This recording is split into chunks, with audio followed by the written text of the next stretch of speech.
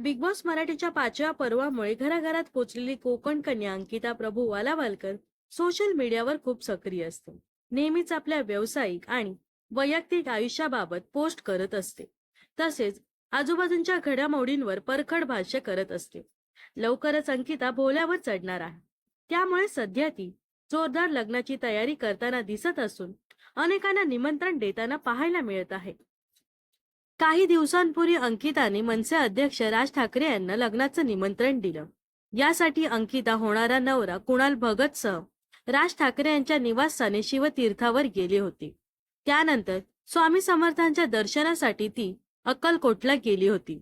याचे नुकतेच तिने फोटो शेअर केले आहेत. अंकिता वालावलकरने अक्कलकोटचे फोटो शेअर करत सुंदर अशी पोस्ट लिहिली आहे. तिच्या या पोस्टने सर्वांचं लक्ष वेधून घेतलं आहे. तिने लिहिलं आहे की काल स्वामींचं दर्शन घेऊन आली.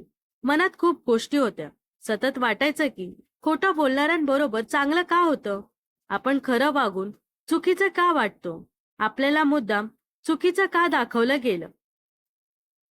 पण अक्कलकोट हे एक असं स्थान आहे जिथे सगळ्या प्रश्नांची उत्तरं मिळतात. एक कायम लक्षात ठेवा, कर्माच्या हिशोबात उशीर होतो, चूक होत नाही. बाकी तो बघता. त्याचं लक्ष असा, कुणाल तू माझ्या कर्माचं एक फळ. अंकिताच्या या पोस्टवर तिच्या बऱ्याच चाहत्यांनी प्रतिक्रिया दिल्या आहेत. पण एका नेटकऱ्याने खोचक प्रतिक्रिया दिली आहे, ज्यावर अंकिताने त्याला चांगलंच सुनावलं आहे. तो नेटकरी म्हणाला की तुला तशी पण गरजच होती अक्कलकोटला जायची.